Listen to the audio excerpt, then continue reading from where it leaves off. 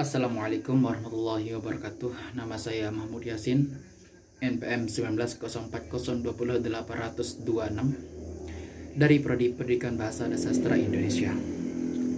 Baik, di sini saya akan menjelaskan hasil baca saya dari vaksin Sinovac yang halal dan suci. Ada dua syarat yang harus terpenuhi apabila vaksin Sinovac ini ingin digunakan kepada masyarakat Indonesia. Syarat yang pertama adalah adanya pengakuan keamanan dari BPOM. Syarat yang kedua adalah adanya sertifikasi kehalalan dan kesucian dari Majelis Ulama Indonesia. Nah, Majelis Ulama Indonesia telah melakukan rapat pleno bahwa mereka, tim-tim dari Majelis Ulama Indonesia itu melakukan pengkajian terhadap vaksin ini yang ada di Tiongkok. Nah, kemudian hasilnya mengembirakan bahwa vaksin ini bisa digunakan untuk masyarakat Indonesia karena vaksin ini halal dan suci. Nah, kemudian Majelis Ulama Indonesia melakukan masal yang ada di Bandung. Kemudian bahwa sekarang Majelis Ulama Indonesia tinggal menunggu keamanan dari BPOM bahwa apakah vaksin ini bisa digunakan untuk masyarakat Indonesia ataupun tidak. Nah, dan BPOM telah menyetujui bahwa vaksin ini juga aman digunakan untuk masyarakat Indonesia.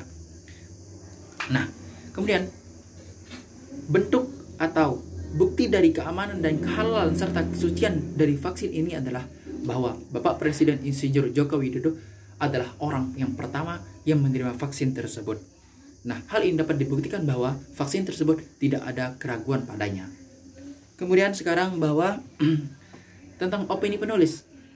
Nah, opini penulis yang pertama adalah vaksin ini ditargetkan selesai dalam kurun waktu 15 bulan dengan menyasar 1.815 juta orang. Nah, opini kedua, sebanyak 3 juta dosis vaksin Sinovac menjadi satu-satunya yang tersedia dari total vaksin yang bakal didatangkan ke Indonesia. Opini yang ketiga adalah masyarakat tidak perlu ragu-ragu untuk menerima vaksin COVID-19. Opini yang keempat, kegagalan untuk menahan virus ini di satu negara berarti resiko yang lebih tinggi memicu gelombang pandemi berikutnya. Opini yang kelima, jika Indonesia masih mengalami gelombang infeksi di tahun mendatang, pemulihan ekonomi bakal jauh panggang dari api.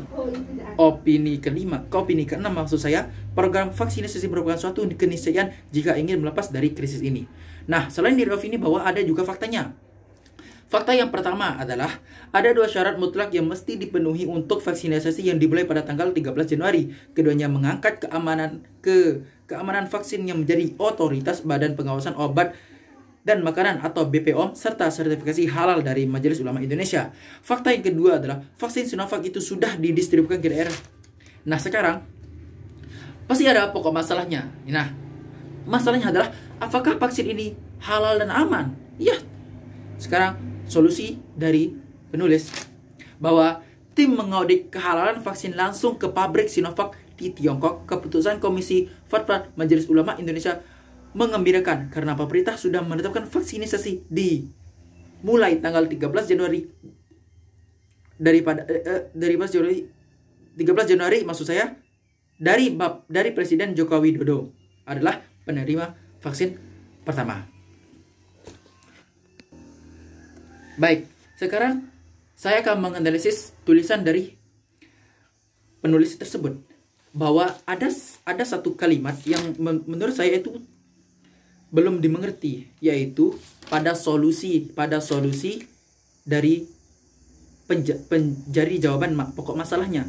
Nah, telah dikatakan solusi dari penulis tersebut adalah tim mengaudit kehalalan vaksin langsung ke pabrik Sinovac di Tiongkok. Keputusan Komisi Fatwa Majelis Ulama Indonesia mengembirakan karena pemerintah sudah menetapkan vaksinasi dimulai tanggal 12 Januari dari Presiden Jokowi penerima.